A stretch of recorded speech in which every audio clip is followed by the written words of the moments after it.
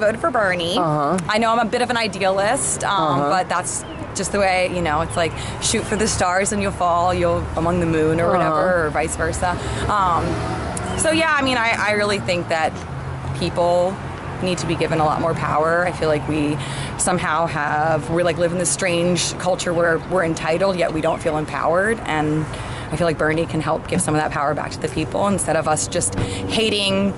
It's like we want to blame victims and blame the middle class, and because we all really aspire to be rich instead of putting the blame where it belongs. This was the first presidential election in which the issue of socialism came up. Would you comment on that?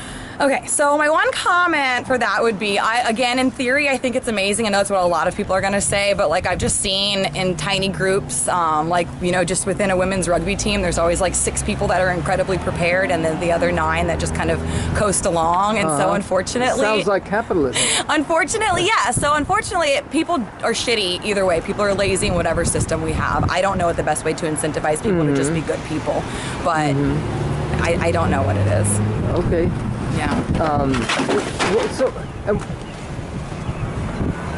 For you, what were the main issues that are motivating you, that you see as, you know, your major concerns? So, civil rights. I mean, not everyone in this country is still treated equally as much as we want to say that they are. Rights for people of color and women, especially. Raising wages. I mean, there's no way anyone can live on the wages that we pay, especially in the Bay Area. I mean, people need to make like minimum like $26 an hour, and that's not where it is at all. Right. And then just helping the average person. I don't think we feel empowered or feel like we can really do anything to make changes, and we want to shift blame down and blame poor people when that's not. They're the victims. They're not part of the problem. Right. There's a great poem called "The Two Bums," and it's about the bum on the plush versus the bum on the rod, or and it's like those that stealing from the top, like that actually hurts society so much more than like someone like taking a bottle from a liquor store or something. Yeah, I'm a Bernie Sanders supporter.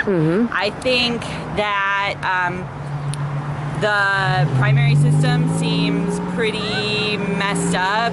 It doesn't seem appropriate that at least I'm a registered Democrat, it doesn't seem appropriate that the party has open primaries in some states and closed primaries in other states, which really seems to disenfranchise a lot of independent voters. In fact, I registered as a Democrat to avoid that sort of situation. That I think Donald Trump is absolutely terrifying, and that I can't imagine what would happen to our country if he became president. I don't like to imagine it, and that though I'm disappointed that it seems to me that there was a lot of things other than the candidate statement themselves that have influenced the